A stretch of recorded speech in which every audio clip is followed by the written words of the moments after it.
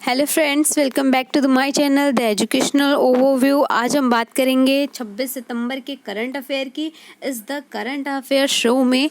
आइए इसके बारे में कुछ डिटेल से जानते हैं कि आज के 26 सितंबर के करंट में क्या खास है। आइए जानते हैं इसका मोटिवेशन क्या है। उसके पहले अगर आपको मेरी ये वीडियो पसंद आती हो तो प्लीज़ मेरे चैनल को सब्सक्राइब करें, वीडियो को लाइक और शेयर करें। आइए जानते हैं कि वीडियो में क्या खास है और आज का मोटिवेशन क्या है और आज का करंट में क्या स्पेशल है। आइए फर्स्ट पे बात करते हैं। फर्स्ट है मोटिवेशन जो है, nothing is impossible, the word itself says I am possible. मतलब कोई भी चीज़ इम्पॉसिबल नहीं है, ठीक है। ये जो वर्ड है इम्पॉसिबल, वो खुद अपने आप में खुद ये बोल रहा है कि आई एम पॉसिबल, मैं आसान हूँ, मैं मतलब कर सकता हूँ या मैं आसान हूँ। ये इम्पॉसिबल जो वर्ड है यही बोलता है, अपने आप में खुद बोल रहा है कि I am possible. So work hard, daily practice करते रहिए, आप हो जाएगा, सब कुछ आसान हो जाएगा। आइए जानते हैं कि आज का वो फर्स्ट करंट अफेयर क्या है। हाल ही में किस कंपनी ने मूनलाइटिंग के आरोप में 300 कर्मचारियों को नौकरी से निकाल दिया है। तो आपको पहले तो माइंड में ये आ रहा होगा कि ये मूनलाइटिंग क्या होता है। तो आपको बता दीजिए, ये विप्रो कंपनी है। विप्रो कंपनी ने अपनी मूनलाइटिंग के आरोप में अपने 300 कर्मचारियों को बाहर भेज दिया है। ये जो मूनलाइटिंग होता है, किसी कंपनी के साथ अगर आप जुड़े हैं, अगर एक कंपनी के साथ साथ अदर किसी कंपनी में काम कर रहे हैं साथ में ही, तो ये इसका मूनलाइटिंग ये आरोप होता है। जो विप्रो कंपनी है वो मूनलाइटिंग का जो आरोप है, मतलब अस्थायी नौकरी, पहले तो आप किसी एक कंपनी में काम कर रहे हो, साथ ही किसी अन्य कंपनी में भी जॉब कर रहे हो, तो वो मूनलाइटिंग होता है। और ये क्यों बढ़ा, क्योंकि जो लॉकडाउन है, लॉकडाउन के बाद जो इसका असर है, जो वर्क फ्रॉम होम कल्चर है, जैसे जैसे ये डेवलप हो रहा है, उससे वैसे वैसे ये मूनलाइटिंग के जो केसेस हैं वो काफ़ी बढ़ते जा रहे हैं। क्योंकि इंसान एक कंपनी में ही अस्थायी तौर पे काम अगर कर रहा है तो आप लॉयल रहिए किसी एक कंपनी के लिए, बट इंसान अदर कंपनी को भी होल्ड कर ले रहा है। सो इसी जो वर्क फ्रॉम होम कल्चर है, जब से स्टार्ट हुआ है तब से ये मूनलाइटिंग के केसेस काफ़ी बढ़ते जा रहे हैं हर एक कंपनीज में। TISCO, TISCO, TISCO, Tata iron steel corporation, इसकी जो स्थापना हुई थी 1907 में हुई थी। साक्षी जमशेदपुर झारखंड में इसकी स्थापना हुई थी। एयर इंडिया की स्थापना जो हुई थी 1932 में हुई थी। और फिलहाल एयर इंडिया जो है वो टाटा कंपनी के पास है और इसके जो CEO हैं वो कैम्पबेल इसके CEO हैं। आइए बात करते हैं नेक्स्ट है सेंट्रल विस्टा प्रोजेक्ट। आपको याद होगा हाल ही में भारत सरकार में एक नई संसद के प्रोजेक्ट की मंजूरी दी थी और शायद संसद बन भी रहा है। ये जो प्रोजेक्ट है, ये इसी सेंट्रल विस्टा प्रोजेक्ट के तहत ही उस नई संसद भवन की निर्माण हो रहा है और ये भी टाटा कंपनी का ये प्रोजेक्ट है central Vista.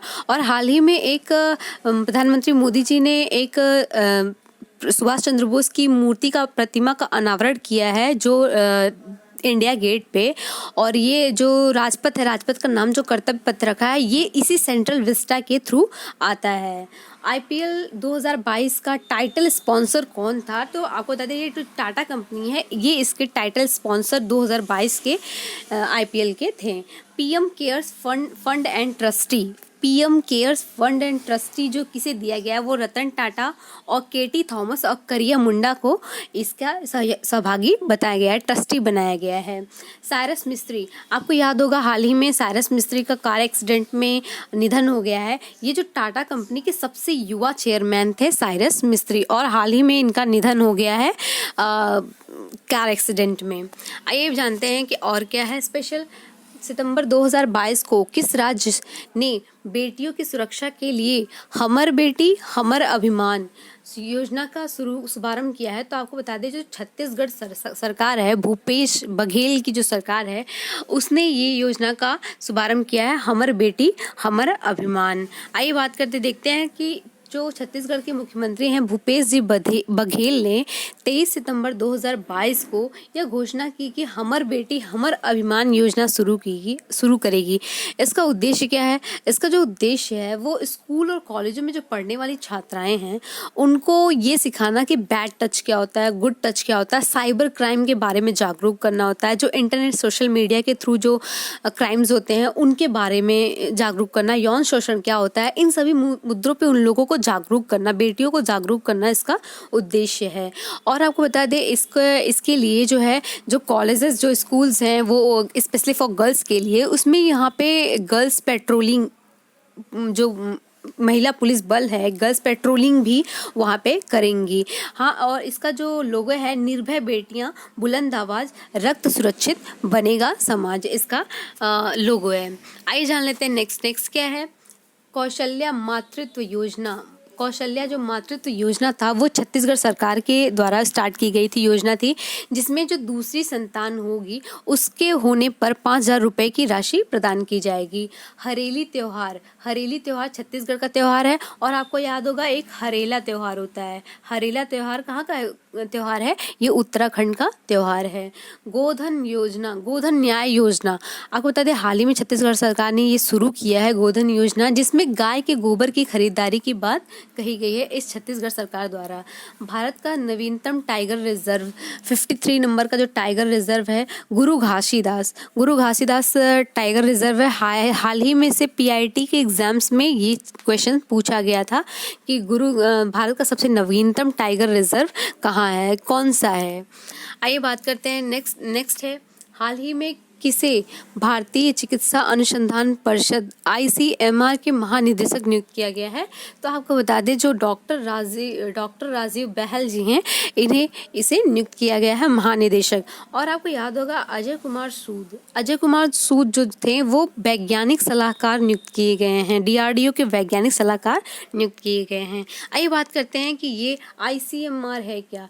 Indian council for medical research इसका फुल फॉर्म है, जिसके महानिदेशक अगले 3 वर्षों के लिए डॉक्टर राजीव बहाल को नियुक्त किया गया है। इसकी जो स्थापना हुई थी ICMR की, पहले तो इसका नाम ICMR नहीं था। जब इसकी स्थापना हुई थी 1911 में, मतलब 1911 में जब इसकी स्थापना हुई थी तो इसका नाम ICMR नहीं था, कुछ मतलब दूसरा था। बट 1949 आफ्टर द इंडिपेंडेंस जो था 1949 में इसका नाम जो था ICMR कर दिया गया, Indian council for medical research कर दिया गया, जिसका जो मुख्यालय है वो नई दिल्ली के अंदर है।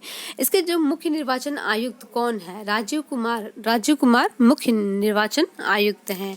आइए जाते हैं नेक्स्ट पे, नीति आयोग के उपाध्यक्ष। नीति आयोग के जो उपाध्यक्ष हैं सुमन बेरी को चुना गया था, और इसको जो CEO हैं वो परमेश्वर अय्यर साहब को चुना गया है। इसरो के चेयरमैन सोमनाथ, याद रखिएगा बहुत इंपॉर्टेंट क्वेश्चन है, हर एग्जाम्स में करीब करीब पूछने वाला क्वेश्चन है। इसरो के चेयरमैन कौन है? सोमनाथ जी, इनको वर्तमान में ये चेयरमैन है। केंद्रीय सतर्कता आयुक्त सुरेश पटेल, और ये बहुत इंपॉर्टेंट है, जो केंद्रीय सतर्कता आयुक्त है वो संथानम जो समिति की सिफारिश पर बनाया गया यह आयोग की स्थापना की गई थी, केंद्रीय सतर्कता आयोग की। और इसके जो वर्तमान में चेयरमैन है, जो अध्यक्ष हैं आयुक्त जो हैं सुरेश पटेल जी हैं।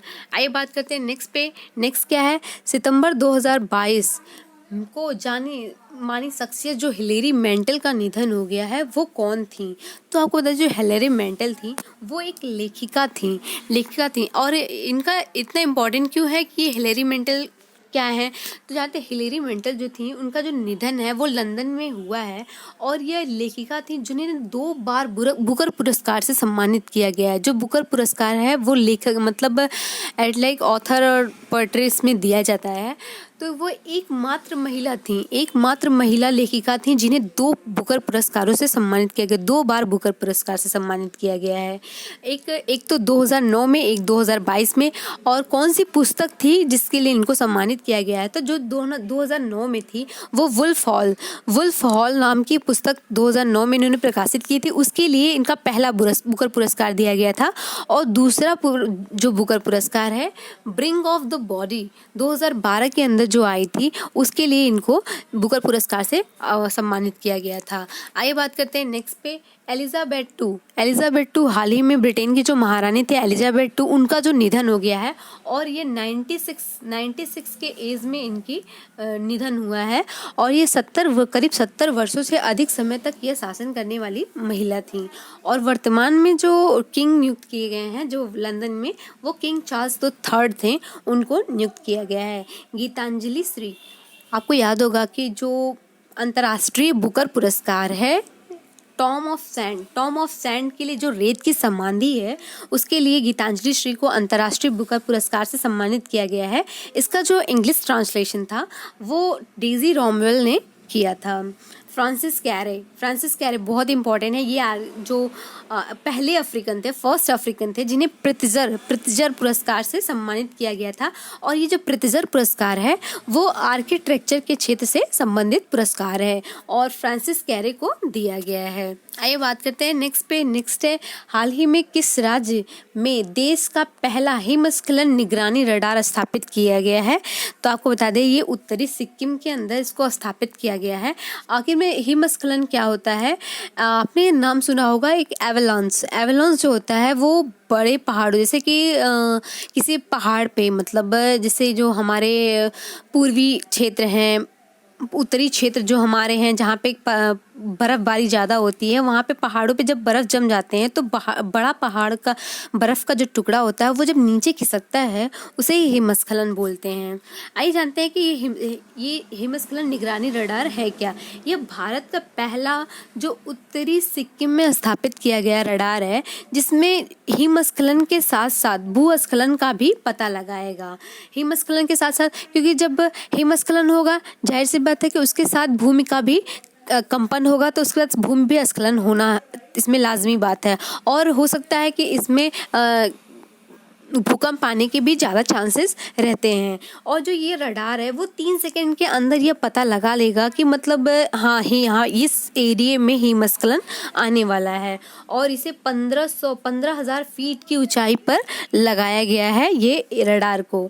इसमें किसके मदद से, सेना और जो DRDE है, आपको बता दें जो DRDO की एक यूनिट है DRDE, भूस्खलन विज्ञान और अनुसंधान प्रतिष्ठान जो है, DRD की फुल फॉर्म है, वो इसका जो मुख्यालय है वो चंडीगढ़ में है DRDE का। और यह DRDO का ही एक यूनिट है DRD, और सेना और DRD के साथ मिलकर ही इस हिमस्खलन निगरानी रडार को स्थापित किया गया है। Thank you for watching my video friends.